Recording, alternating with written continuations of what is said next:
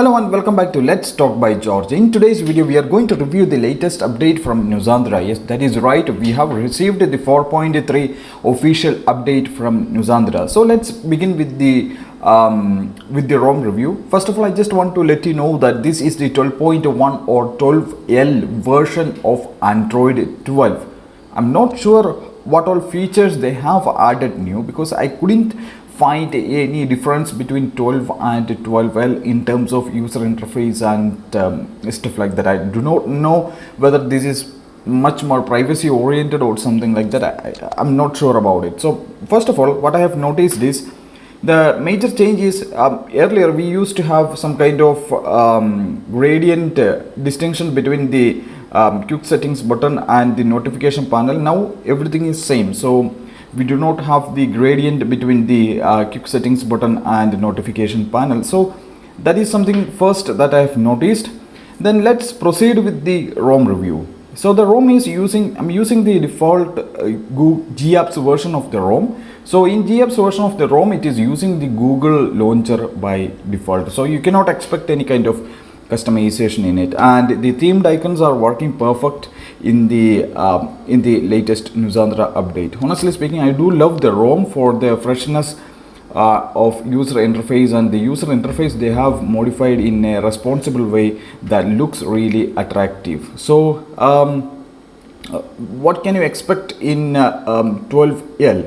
Basically, as you can see, the app launches are pretty much smooth. So let's take a look at the ROM device information or ROM information. So basically, this is the Android version 12, and it's on the latest security update, and the kernel that I'm using is 4.19.227 So if you are using POCO M3, I find this as one of the best kernels, and there is one more kernel from Green Force. I believe it was 4.3.4. Yeah, 4.3.4. I have used the same kernel on Evolution X. So if you want to check about that kernel, you can check about my Evolution X video. So let's come back and go to the settings page again. As you can see, it is not heavily modified, but there are some modifications being done, and these buttons like privacy button, security button, accessibility buttons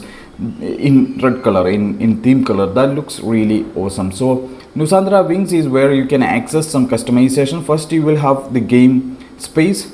It is the normal thing. I mean, I have already done a detailed review on 4.2 version of Nusantara, where I have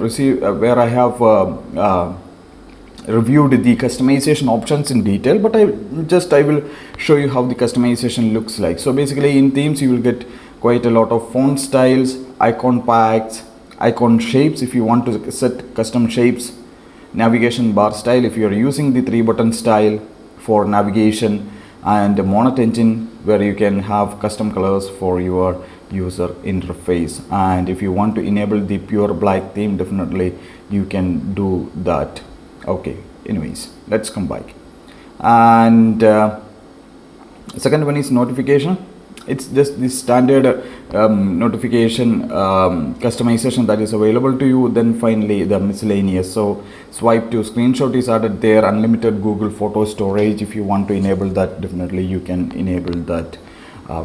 So that is about the first system customization. And second one is lock screen. If you want to enable the small clock on lock screen, definitely you can do that. Then fingerprint preferences. Then comes the status bar customization. You can customize the battery, so quite a lot of styles are added.